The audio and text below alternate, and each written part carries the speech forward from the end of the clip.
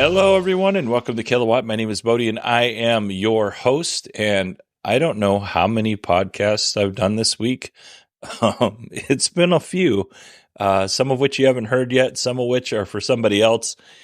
But yeah, I have done a lot of podcasting this week, and my voice is trashed. So bear with me here as I try and put this all together without my voice cracking or failing in some sort of way.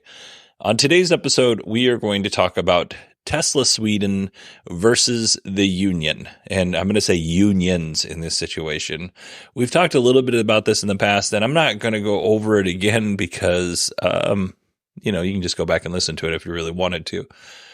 But we've got some updated information, and really, I kind of thought this deserved its own episode. And the reason why it deserves its own episode is right now across the United States and the globe, really, workers are unsatisfied with what's going on in terms of how much power they have, how much they get paid compared to CEOs and, hours, just a bunch of different stuff. And while I don't want to get into a whole conversation about workers' rights and quiet quitting and all that stuff, because that's not what the show is about, I do think that it is relevant toward the companies that we talk about, which include Tesla, but also Hyundai isn't union. Honda's not union. I don't know if Toyota is or not. So these kind of things are going to come up more and more and more. Like the Stellantis, Ford, and GM had their unions strike, or certain portions of the union strike, and they eventually came to an agreement. So this is becoming more and more EV news related. So sit back and relax and enjoy our latest episode, Tesla Sweden versus the unions. Let's start off by saying that this is a very complex labor dispute. It is obviously in Sweden, and I'll be the first to admit that I know little to nothing about life in Sweden, and I know far less about the labor market in Sweden, but I'm going to do my best here. In a nutshell, this confrontation came to a head when Tesla refused to sign a collective bargain agreement that would legally bind them to said collective bargain agreement. So they were apparently negotiating with IF Metal, or at least talking with IF Metal, which is a automotive union in Sweden that primarily deals with like mechanics and metal workers, that kind of thing. I don't have the details about the collective bargaining agreement, but as with most contracts when it comes to unions and businesses, it covers wages, hours, and working conditions, which could also include benefits in the wages and stuff like that. So it sounds like there was some sort of talk between IF Metal and Tesla, but when it came time to signing a collective bargaining agreement, they were told that Elon would not sign a collective bargaining agreement, and that came directly from Elon. So IF Metal looked at their options, and they're like, well, their only option now is to strike, which honestly is not a surprise. That is one of the tools in a union's tool belt, is to strike. It's also not a surprise that Tesla isn't willing to sign a contract, because Elon has always been super anti-union. As a matter of fact, here in the United States, there have been quite a few lawsuits against Tesla for firing employees who have tried to unionize in California and other places. Now, from what I understand, in Sweden, most businesses are covered by a collective bargaining agreement, even if their employees are not members of the union. Unions are very strong in Sweden. Something like 90% of the population in Sweden belongs to a union. It's like 80% in Norway. So these Nordic countries have very high union participation. Now, despite the fact that IF Metal was trying to negotiate with Tesla, it doesn't sound like IF Metal represented all Tesla workers. So IF Metal themselves, they say, well, white collar workers, we're not going to represent them. We're not going to work some of the other support type staff. We're not going to represent them. That's just not who we represent. But mechanics for Tesla they definitely qualify. How many mechanics they represent, that remains to be seen. According to Tesla Sweden, about 10% of their employees are taking part in the strike, but they don't say whether or not those employees are members of the IF Metal Union or not. And they also don't say if there are members of the IF Metal Union who are not taking part in the strikes. I found two different numbers as far as workers in Sweden. As few as 120 to 130, and as many as 300 employees in Tesla. If there are a total of 300 employees and they're all mechanics that would fall underneath who would qualify to be represented by IF Metal, then that would mean that there are 30 strikers, but in reality, it's more probably like 12 to 13, which, not that many. But the employees who are striking are being paid. Their salaries are being paid by IF Metal's union.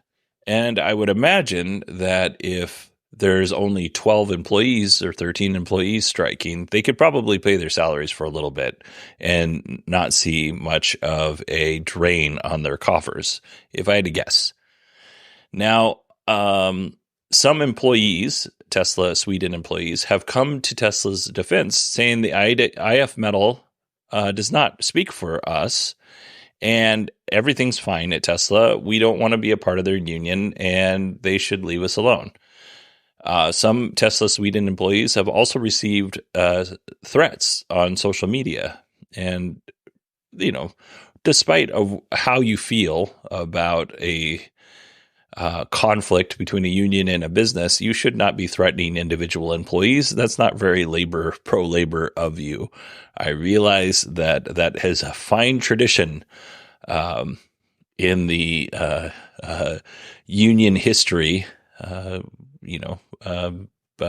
roughing up scabs and that kind of thing. But we've evolved past that. Let's not threaten people on social media because they don't want to be a part of the union. That's all I'm saying.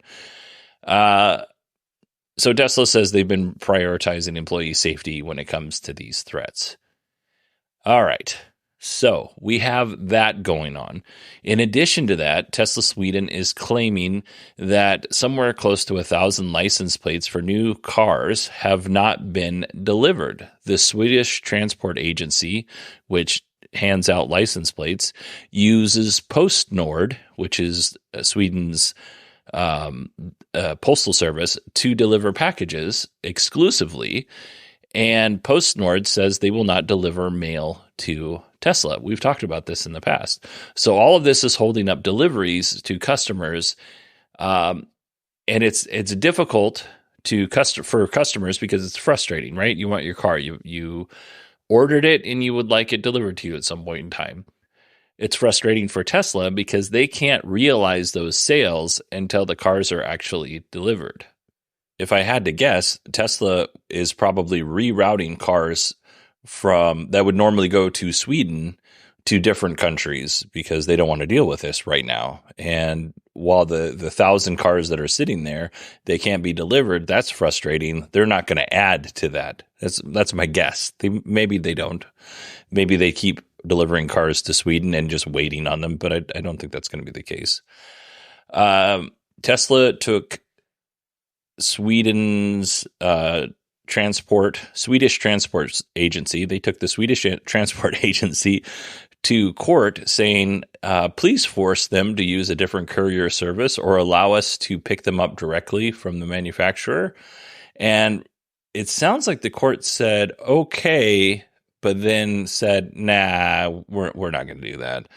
So they rescinded their decision, or whatever the legal term is.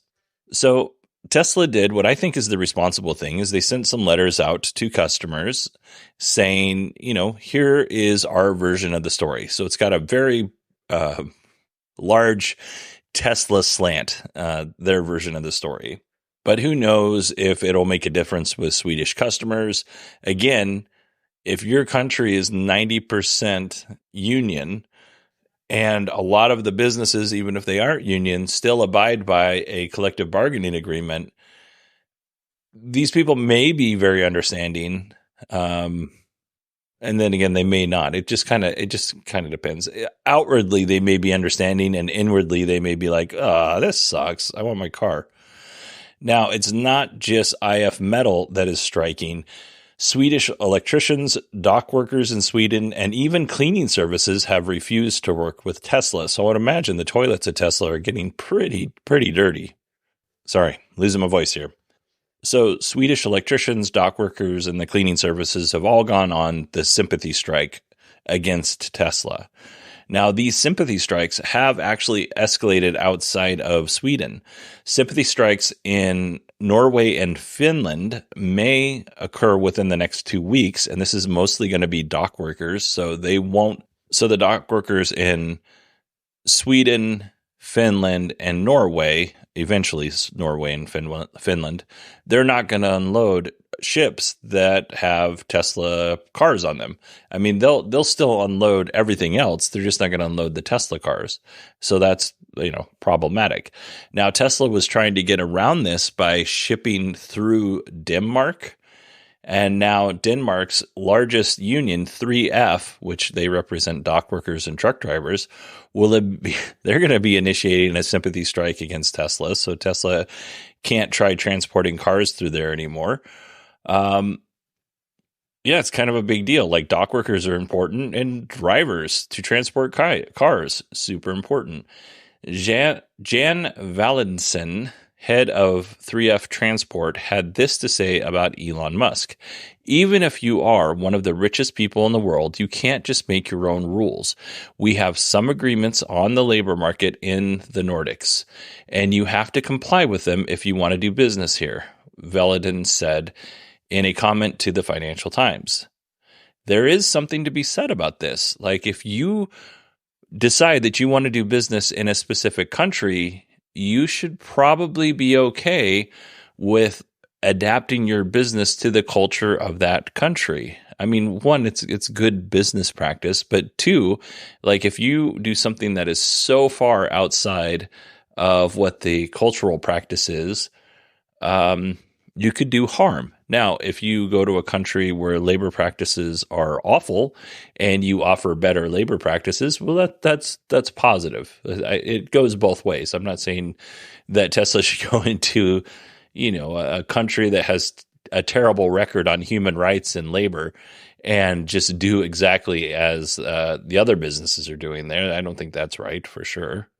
But it's not as if they didn't know that the unions were strong in Sweden. They had to have known because they hired Swedes. And that is a pretty common thing for Swedish people to know, I would imagine. Now, we've heard from a union representative, and, I have all sorts of quotes from IF Metal, and I don't think they add anything new, so I didn't put them in here.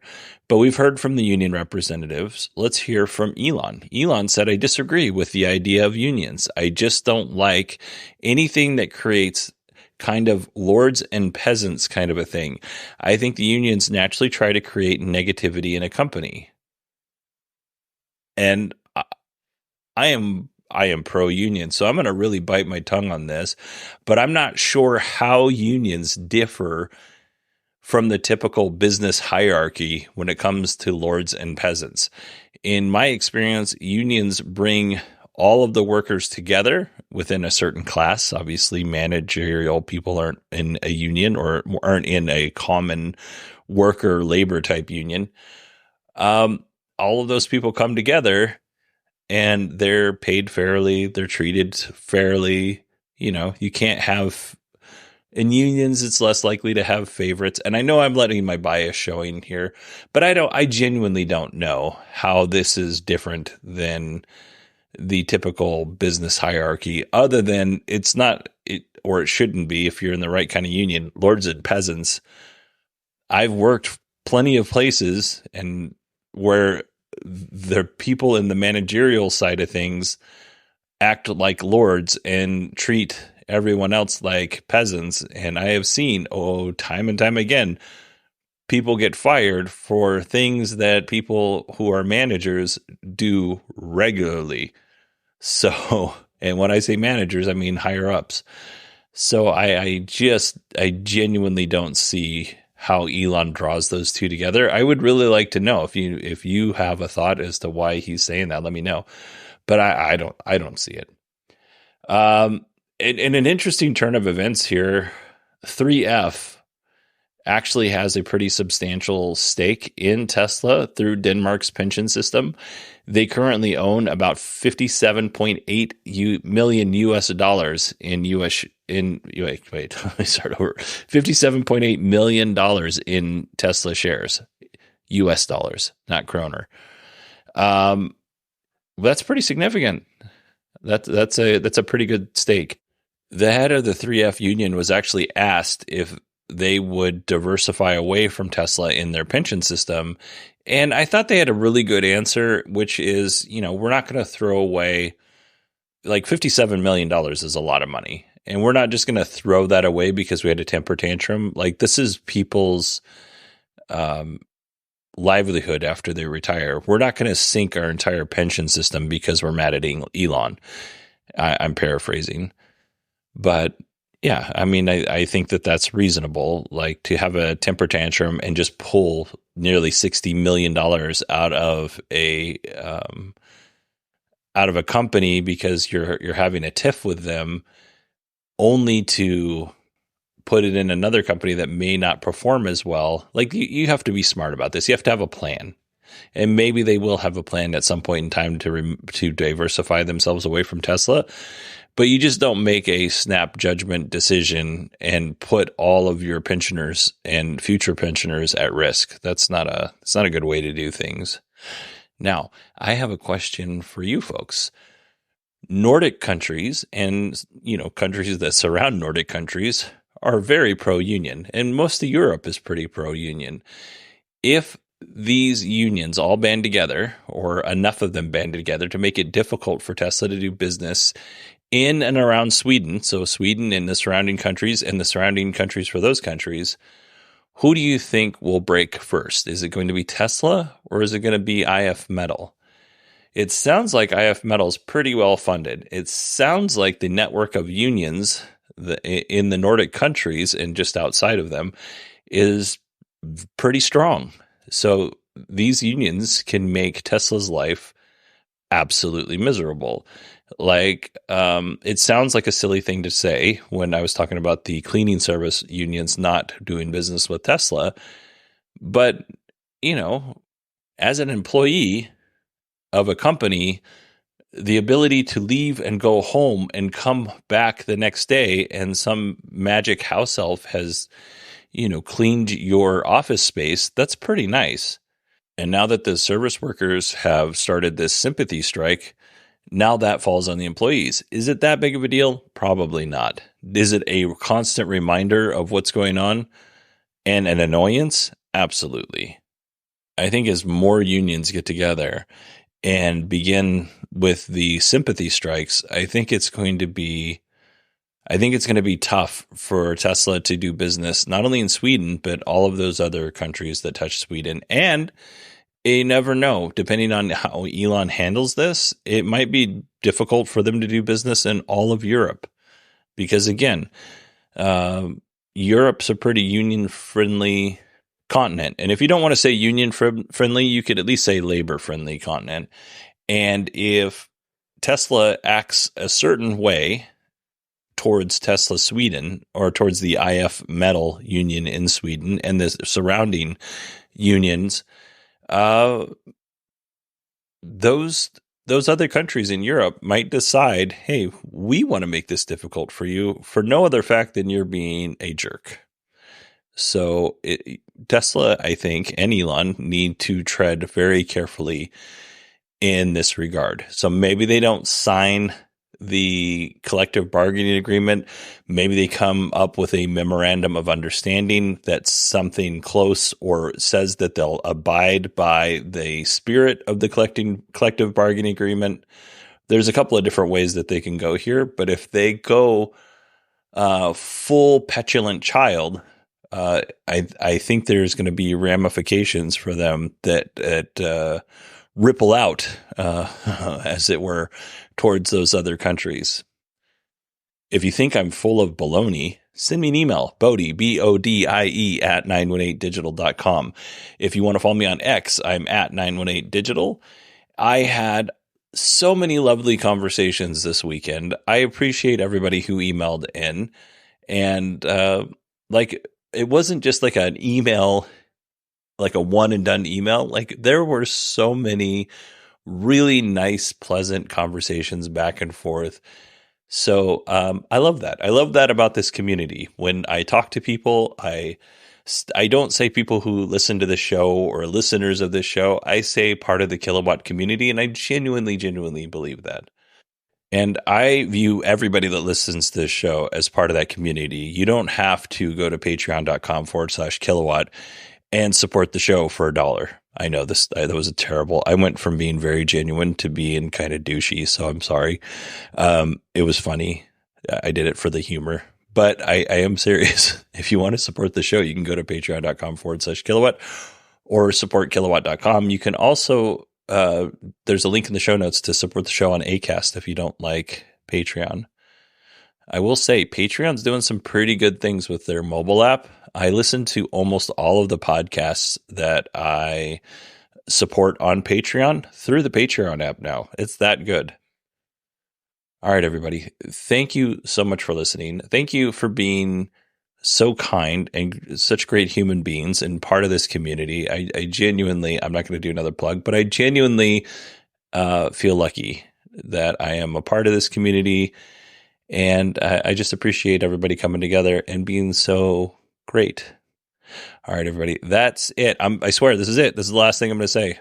I love you all. I hope you all have a wonderful week. I'm probably going to end up talking to you tomorrow because I have a whole queue of stories. We'll see how the day goes. See how the day goes. All right, everybody. Take care.